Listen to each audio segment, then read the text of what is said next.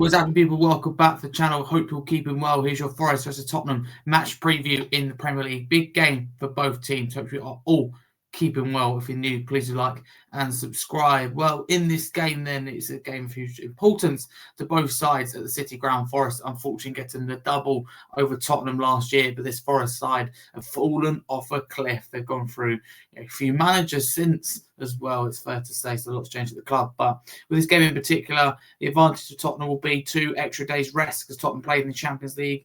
3-0 win Slavia Prague Tuesday night, whereas Nottingham Forest, the hosts in this occasion, Thursday night.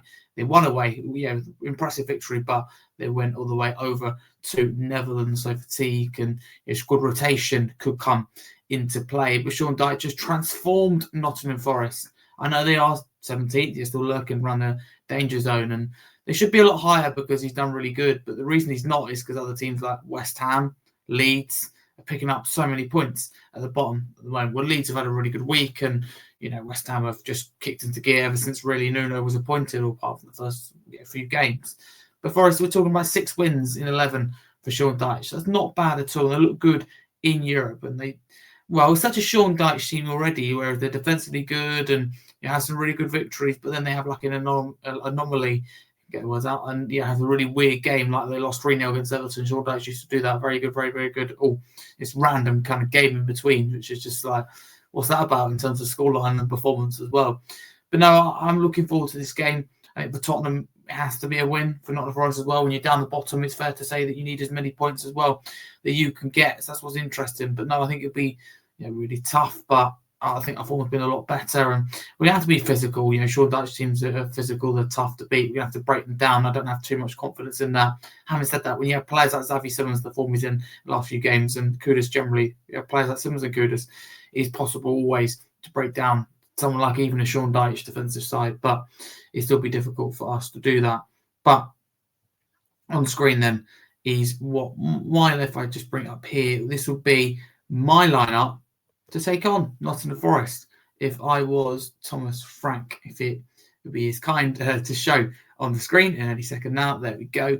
This would be my lineup. So Vicario in goal, Porro right back, Spence left back, not much choice with the doggy being out, Romero and Van der Ven as the centre backs, Bentancur and Gray in midfield. I think I'll keep that partnership. It's good to see Gray going from literally, no disrespect, but a bench 1-1 to a regular starter. Will he get his start again in this game? We'll find out. Xavi Simons got to keep him in that 10.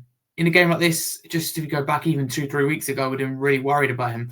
If physical, aggressive game, potentially players like Murillo back that are physical. We are missing even more physical players than Yates, don't get me wrong. But it wouldn't have been his type of game, but he's toughened up in the gym, improved generally since then, so it could be his game. Kudus on the right, Kyle Mwani up top, and I'd actually put Richarlison on that left-hand side. I think Richarlison has the beating of the Forest man, probably Savona. I just think Richarlison could be effective maybe on the left-hand side. I think I really want to see Mwani in this game, and I don't think Mwani's effective on the left, so try this. But at the same time, Richarlison's got something like 17 goals, believe it or not, in his last 24, 25 games. So he's got to be in the team as far as I'm concerned. So that'll be my team. What would yours be if you were Thomas Frank? But yeah, not too much kind of thought behind that in terms of there's not that much available. Paulini, I would have liked to get in there, but Kaz, Paulini have got the legs to deal with, and Anderson, Gibbs White, I deemed not in this case. Predict Frank then. Let's have a go. In terms of what I would do and what Frank would do, there is one difference. I think it's just a single one, and that is I think he'd go with Odebear for pace. You like the idea of pace on the wings, ideally to break down Forest and move the ball quicker and get into these pacey wings. He'll go with, of course, I think he starts out being the 10. And I think Mwani would have been disappointed maybe with his performance on the left-hand side. It wasn't awful or anything like that. I think he'd keep Richarlison in the team. Could be his type of game. Brennan Johnston, Spence, of course, remember, former Forest players that could go up against their former club, both likely will play some part in the game. Spence is incredibly likely he starts due to injuries, and I would say that Johnston's incredibly likely that he comes off, but it's also incredibly likely that he's on the bench rather than starting, but he will go off the bench, no doubt about that. But yeah, that's what I think Thomas Frank will go with. Frank's always the hard manager to predict. Then combined 11 then.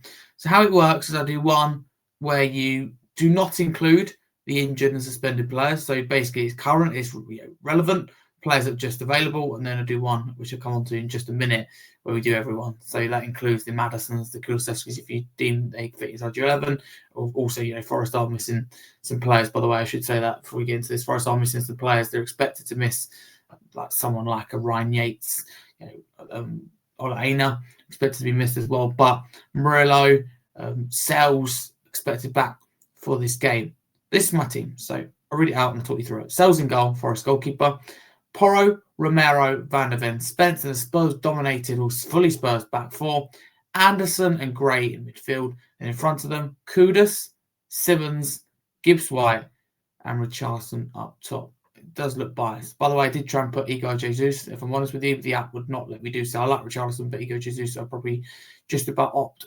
So I like Vicario. Vicario to me is a really decent goalkeeper. Way too much hate. Disagree with the Blue and still stand by that. And people are going to give me pelters because I've defended him a lot.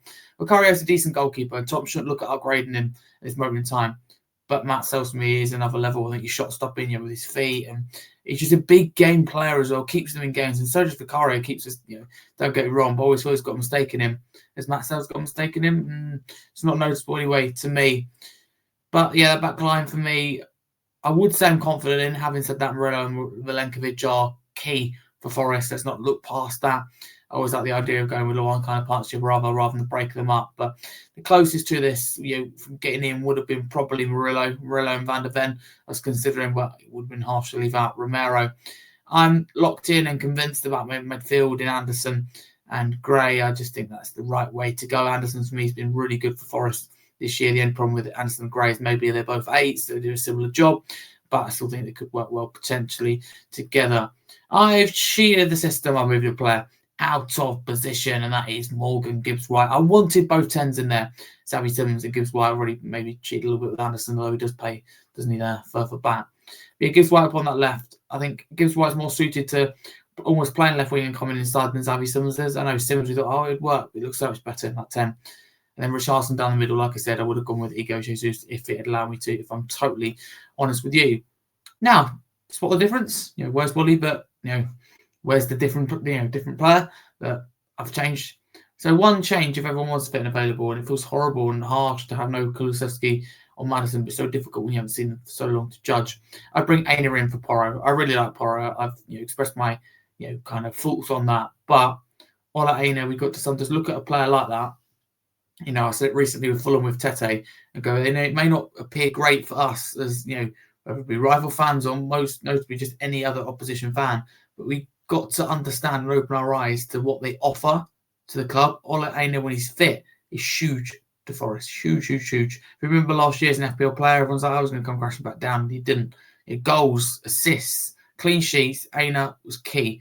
Could play right back or left back, by the way. Better at right back. We can play both. Jed Spence, you could say the same, of course, on the other side. So, yeah, Ola Aina for me just about, because how important he is to put it this way. Aina is more important to Forest, would be more important to Forest than was before injury than, Porro is for us. And Porro is important for us, that's saying something. So there we go then. Combined 11s as well. But no, that leaves us with the score prediction then. I have to back my side to get something. Would we take the draw as a question? No, I don't think so. I think we've got to build on the momentum of what we've seen in the last few games. If we want to see a better performance, I think we could be forced to play differently, forced to break down this Nottingham Forest team. We have to be resilient. We need to look to the likes of Kudus and Xavi Simmons. But however, at the same time, we don't want to become reliant on someone like Kudus all the time, one-dimensional. That's what we don't want to do. It's what we don't want to rely on.